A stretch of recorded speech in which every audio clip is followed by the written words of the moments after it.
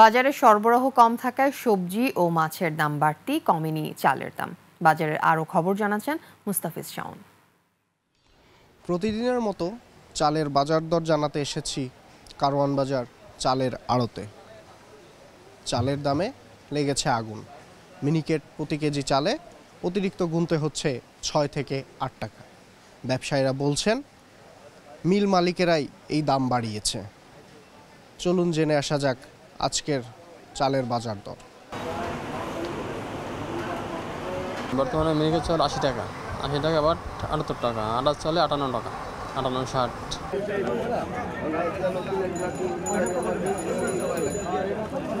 এদিকে সবজির বাজার দরও ঊর্ধ্বমুখী। ঈদের পর থেকেই বাড়তে শুরু করেছে বেশ কয়েকটি সবজির। চলুন জেনে আসা যাক আজকের সবজির বাজার দর কেমন। কেজিতে যে কোনো মালে 10 টাকা, পিজে 10 টাকা 15 টাকা বেশি। কলা বেশি 30 টাকা, জালি 30 টাকা, মিষ্টিরা 50, লাউ 50, লতি 50 টাকা কেজি, এই দরে ব্যস্ত আছি। চিনি দৈনিকই কমতেছে, প্যাকেটজাত চিনি এবং খোলা।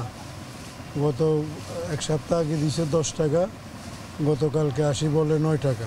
বডি রেটের থেকে 20 টাকা 30 টাকা কমাই রাখতে পারতেছি একটা 5 লিটার সয়াবিন তেলে। এভরিথিং 1 লিটার 2 লিটারও পর্যায়ে কমাই রাখতে পারতেছি। ডালও কমছে, ঈদের পরে কমছে। ঈদের আগে 110 টাকা ছিল, এখন 100 টাকা বিক্রি করি বড়টা। দেশিটা 130, 35 বিক্রি করি সবচেয়ে ভালোটা।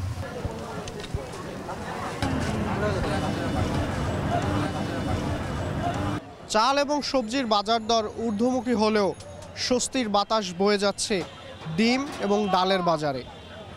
আগের দামেই বিক্রি হচ্ছে ডিম এবং কিছুটা দাম কমেছে ডালের। বাজার দর নিয়ে এই ছিল আমার কাছে সর্বশেষ সংবাদ।